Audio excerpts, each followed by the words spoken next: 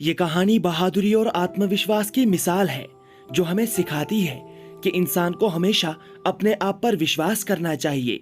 मुश्किल से मुश्किल हालात में हिम्मत नहीं हारनी चाहिए। अगर आप सही हैं तो चाहे दुनिया आपको कितना भी गलत कहे, आपको अपने लक्ष्य की तरफ बढ़ते रहना चाहिए। एक दिन कामयाबी आपको मिलकर ही रहेगी। हेलो दोस्तों, आज हम आपके लिए 2012 में रिलीज हुई मूवी कॉन-टिकी को एक्सप्लेन करने वाले हैं। इसे IMDb पर 7.2 आउट ऑफ 10 की रेटिंग मिली है। कहानी की शुरुआत 1920 में नॉर्वे से होती है और हम थॉर नाम के एक बच्चे को देखते हैं। इस गांव का नाम लार्विक है। यहाँ पर नदी के ऊपर जमी हुई बर्फ को आरी की मदद से सिल्लियों में काटा जा रहा था। थॉर अपने दोस्तों के साथ इस जगह पर खेल रहा था। उसे बर्फ की एक सिल्ली पर एक आरी दिखती है। कोई भी बच्चा इस बर्फ की सिल्ली पर जाकर आरी को लाने के लिए तैयार नहीं था, लेकिन थॉर उस बर्फ की सिल्ली पर पहुंच जाता है।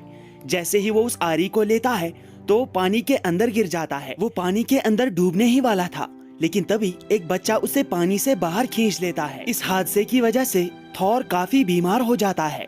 उसके घर पर उसका पिता उससे कहता है कि तुम मुझसे प्रॉमिस करो कि तुम अपनी लाइफ में ऐसा रिस्क कभी नहीं लोगे। लेकिन थॉर इस बात का अपने पिता को कोई जवाब नहीं देता और यहाँ कहानी 17 साल आगे बढ़ जाती है और हम पॉलिनेशिया के आइलैंड्स का सीन देखते हैं। थॉर अब बड़ा हो चुका है। वो अब एक एडवेंचरर बन चुका है और वो पॉलिनेशिया के इन्हीं आइलैंड्स में से एक आइलैंड पर रहता है। दरअसल वो यहाँ पर रिसर्च कर रहा है। वो पिछले 10 साल से इन्हीं लोगों के बीच रहकर उनके बारे में थियरी लिख रहा है। उनके बारे में कहा जाता है कि ये लोग यहाँ पर एशिया से रहने के लिए आए थे। हालांकि स्कूलों में भी बच्चों को यही थियरी पढ़ाई जाती है, लेकिन थॉर का कुछ अलग ही इरादा है। थॉर इस आइलैंड पर इन लोगों के बीच रहकर इनके बारे में सब कुछ पता लगाना चाहता है और यहाँ पर वो अपनी गर्लफ्रेंड लिव के साथ रहता है। थॉर इस आइलैंड के मुखिया से मिलता है और उससे पूछता है कि वो लोग यहाँ पर कहाँ से आए थे। तभी वो मुखिया उसे बताता है कि उन्हें यहाँ पर उनका देवता टिकी लाया था और वो उस दिशा से आए थे जहाँ से सूरज उगता है, यानी वो ईस्ट से आए थे और सूरज ने ही हमारे पूर्वजों को यहाँ तक आने में मदद की थी। वो सूरज को फॉलो करते करते यहाँ तक पहुँचे थे। उसके कहने का मतलब था कि वो लोग यहाँ पर एशिया से नहीं बल्कि नॉर्थ अमेरिका से आए थे। ये थ्योरी सुनकर थॉर पूरी तरह से चौंक जाता है। वो मुखिया उसे अपने साथ एक जगह पर लेकर जाता है जहाँ पर उनके देवता की एक मूर्ति रखी हुई थी और इसी देवता का नाम टिकी है और वही इन लोगों को इस आइलैंड पर लेकर आया था। अब यहाँ से कहानी 9 साल आगे बढ़ती है और हम न्यूयॉर्क शहर का सीन देखते हैं। थॉर अब पॉलिनेशिया के लोगों के बारे में थ्योरी कंप्लीट कर चुका है कि वो लोग नॉर्थ अमेरिका से आए थे और इस थ्योरी को पब्लिश करने के लिए वो एक पब्लिशर से मिलता है। थॉर उस पब्लिशर को अपनी थ्योरी सुनाता है, लेकिन वो पब्लिशर थॉर की इस थ्योरी को छापने से मना कर देता है। वो कहता है कि ये थ्योरी बिल्कुल बकवास है, क्योंकि आज से 1500 साल पहले नॉर्थ अमेरिका के लोगों के पास कोई बोट्स नहीं थी, तो वो पॉलिनेशिया के आइलैंड्स तक कैसे पहुँचे। उस वक्त सिर्फ एशिया के लोगों के पास बोट्स थी और उन्हीं बोट्स की मदद से वो लोग पॉलिनेशिया के आइलैंड्स तक पहुँचे थे। थॉर कहता है कि वो लोग उन आइलैंड्स तक राफ्ट की मदद से पहुँचे होंगे। इस बात पर वो पब्लिशर थॉर से कहता है कि ये 8000 किलोमीटर का सफर है और एक राफ्ट के सहारे 8000 किलोमीटर का सफर तय करना बिल्कुल नामुमकिन है। थॉर कहता है कि मेरे पास इस थ्योरी को प्रूव करने के बहुत सारे सबूत हैं, लेकिन वो पब्लिशर उससे कहता है कि इस थ्योरी को सिर्फ एक ही तरीके से प्रूव किया जा सकता है। अगर तुम पेरू से पॉलिनेशिया तक समंदर को एक राफ्ट के सहारे पार करोगे तो मैं तुम्हारी इस थ्योरी को जरूर पब्लिश करूंगा। थॉर के पास अब इस थ्योरी को प्रूव करने का सिर्फ यही एक रास्ता था। इसलिए थॉर कुछ इन्वेस्टर्स से मिलता है और उन्हें अपना प्लान बताता है कि वो एक राफ्ट के सहारे पेरू से पॉलिनेशिया तक समंदर को पार करेगा। ये टोटल 8000 किलोमीटर का सफर है और इसके लिए उसे बहुत सारे पैसों की जरूरत है, लेकिन वो इन्वेस्टर्स उसे फाइनेंस देने से मना कर देते हैं। वो कहते हैं कि इस तरह समंदर को पार करना नामुमकिन है, ये एक सुसाइड मिशन है और वो सुसाइड मिशंस को फाइनेंस नहीं करते। इससे थॉर बहुत ही ज्यादा निराश हो जाता है। इसके बाद थॉर एक क्लब में कुछ सेलर्स से मिलता है जिन्हें सेलिंग में बहुत ज्यादा एक्सपीरियंस होता है। वो उन्हें भी अपना प्लान बताता है कि वो एक राफ्ट के सहारे पेरू से पॉलिनेशिया तक समंदर को पार करने वाला है, लेकिन वो सेलर्स उसे बताते हैं कि ये नामुमकिन है। वो उसका साथ देने से मना कर देते हैं। थॉर की ये बातें क्लब में मौजूद एक आदमी सुन रहा था जिसका नाम हरमन है। थॉर जैसे ही क्लब से बाहर आता है तो हरमन उसके पास जाता है। हरमन थॉर को बताता है कि वो एक इंजीनियर है, लेकिन अभी के लिए वो सेल्समैन की जॉब कर रहा है। वो थॉर को बताता है कि तुम्हारा प्लान बहुत अच्छा है, मैं तुम्हारे इस प्लान में तुम्हारा साथ देना चाहता हूँ। तुम्हारा प्लान कामयाब हो सकता है, लेकिन इसके लिए तुम्हें अपनी राफ्ट में कुछ चेंजेस करनी पड़ेंगी, जिससे तुम्हारी राफ्ट समंदर की लहरों को झेल सकती है। और इस तरह से थॉर को अपने मिशन को पूरा करने के लिए अपना पहला साथी मिल जाता है। थॉर और हरमन के बीच अब दोस्ती हो जाती है। थॉर ने अब अपनी गर्लफ्रेंड लिव के साथ शादी कर ली थी, उसके 2 बच्चे भी होते हैं। थॉर न्यूयॉर्क से ही अपनी बीवी लिव को कॉल करता है। वो उसे बताता है कि मेरी थ्योरी को प्रूव करने के लिए मुझे समंदर को एक राफ्ट में पार करना होगा। ये मिशन बहुत ज्यादा खतरनाक है, लेकिन मैं इसे पूरा करके ही रहूंगा। हालांकि लिव उसे इस मिशन पर जाने से मना कर देती है, लेकिन थॉर उसकी बात नहीं सुनता। वो अपनी जिद पर अड़ चुका था। वो अपनी थ्योरी को किसी भी हाल में प्रूव करना चाहता था, इसलिए वो न्यूयॉर्क छोड़कर हरमन के साथ पेरू आ जाता है, जहाँ से वो अपने सफर की शुरुआत करने वाला है। वहाँ पर थॉर को इस मिशन में और 3 लोग ज्वाइन करते हैं, जिन्होंने पहले से ही वहाँ पर लकड़ी के बड़े बड़े लॉग्स मंगा कर रखे थे। उनके पास बहुत सारी रस्सियाँ होती है। दरअसल थॉर इसी सामान की मदद से वो राफ्ट बनाने वाला है। थॉर बिल्कुल उसी तरह से राफ्ट बनाना चाहता है जिस तरह आज से 1500 साल पहले नॉर्थ अमेरिका के लोग राफ्ट बनाया करते थे। ना ही उस राफ्ट में कोई सेफ्टी होगी और ना ही थॉर उसमें कोई इमरजेंसी इंजन लगाने वाला है। थॉर को अभी भी इस मिशन के लिए बहुत सारे पैसों की जरूरत है और उसकी खबर अब अखबार में भी आ जाती है कि थॉर पेरू से पोलिनेशिया के आइलैंड्स तक एक राफ्ट पर जाने वाला है। और इस खबर से वो सफर से पहले ही पूरी दुनिया में बहुत ज्यादा मशहूर हो जाता है। उसके पास एक फोटोग्राफर उससे मिलने आता है।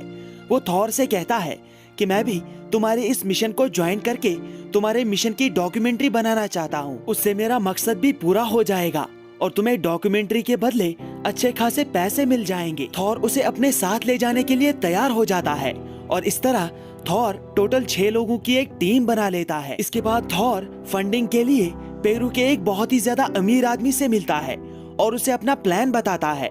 वो आदमी थॉर के इस प्लान को फंड करने के लिए तैयार हो जाता है। अब थॉर को अपने मिशन को पूरा करने के लिए फंडिंग भी मिल जाती है। थॉर जल्दी से अपने साथियों के साथ मिलकर अपनी राफ्ट को बनाना शुरू करता है और ये राफ्ट वो बिल्कुल उसी तरीके से बनाता है जिस तरीके से आज से 1500 साल पहले राफ्ट बनाई जाती थी।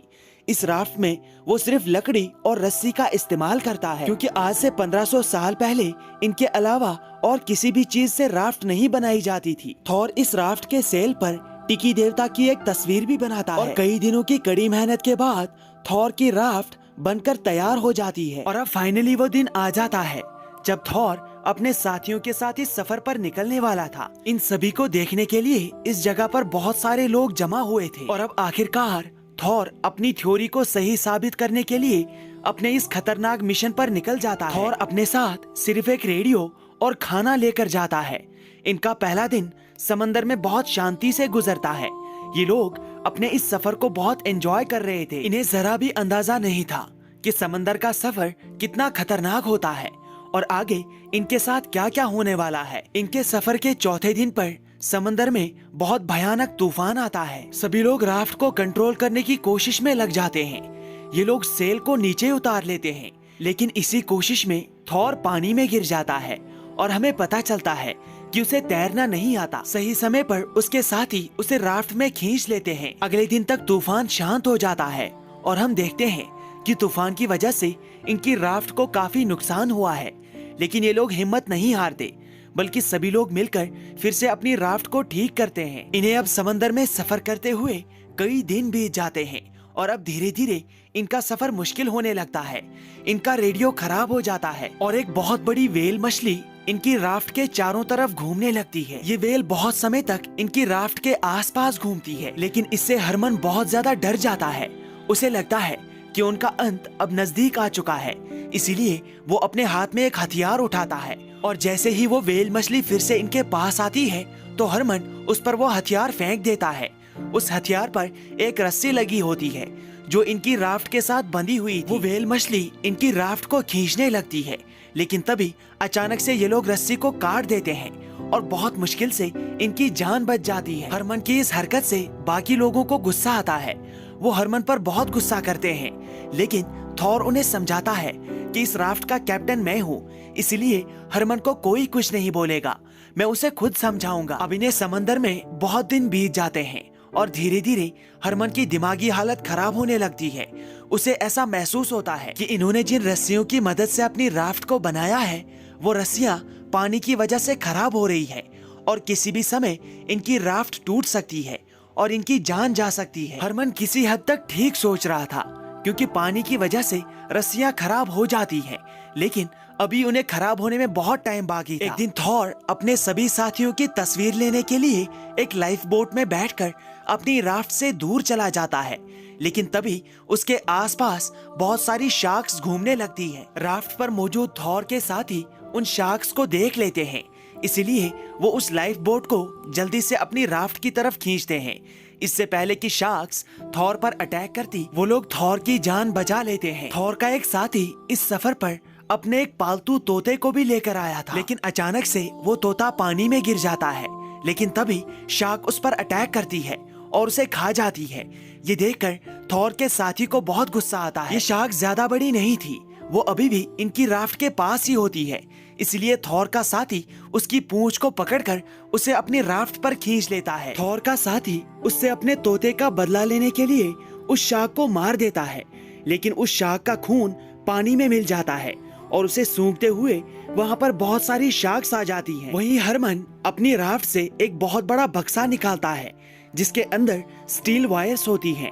वो उन स्टील वायर्स को थॉर को देता है और उससे कहता है कि हमारी रस्सी टूटने वाली है, इससे पहले ही हमें अपनी राफ्ट को इन वायर्स के सहारे बांधना होगा ताकि हमारी राफ्ट पानी में लगातार चलती रहे। लेकिन थॉर ऐसा नहीं करता, वो उससे वायर्स छीनकर उन्हें पानी में फेंक देता है। इससे हरमन बहुत ज्यादा उदास हो जाता है।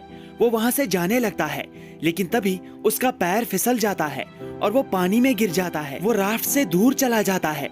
उस वक्त पानी में बहुत सारी शार्क्स घूम रही थी, लेकिन इससे पहले कि वो शार्क्स उसे खा पाती, उसके साथी उसे वापस राफ्ट पर ले आते हैं। इतनी मुश्किलों का सामना करने के बाद भी ये लोग डिमोटिवेट नहीं होते। वो अपने सफर को कंटिन्यू रखते हैं। हालांकि इन्हें ये भी पता नहीं था कि ये लोग सही रास्ते पर हैं या रास्ते से भटक चुके हैं। इसलिए इनका एक साथी सेक्सटेंट की मदद से अपने रास्ते का पता लगाने की कोशिश करता है। ये बहुत ही बेसिक यंत्र है, लेकिन उसे पता चलता है कि वो लोग सही रास्ते पर हैं। जैसे ही वो ये खबर बाकी साथियों को बताता है, तो वो लोग बहुत खुश हो जाते हैं। वो खुशी से झूमने लगते हैं। कुछ दिन के बाद उनका एक साथी रेडियो को भी ठीक कर लेता है और बाहरी दुनिया में अपनी लोकेशन और अपने सफर के बारे में मैसेज लिखता है कि किस तरह वो लोग ओशियन को पार कर रहे हैं। ये खबर न्यूज़पेपर में छपती है और देखते ही देखते ये खबर पूरी दुनिया में फैल जाती है। हर तरफ लोग थॉर और उसके साथियों के इस कारनामे की तारीफ करते हैं। अब इन्हें समंदर में पूरे 101 दिन बीत जाते हैं और इस दिन पर थॉर के एक साथी को आसमान में एक पक्षी उड़ता हुआ दिखता है। उस पक्षी को देखकर वो बहुत खुश हो जाता है। सभी लोगों के चेहरे पर खुशी की एक अलग ही लहर छा जाती है। यानी अब वो समंदर के किनारे के पास पहुंच चुके थे, लेकिन अभी भी एक बहुत बड़ी प्रॉब्लम इनके सामने खड़ी थी कि इन्हें अब किनारे पर बहने वाली लहरों को पार करना था। हरमन इन्हें एक प्लान बताता है।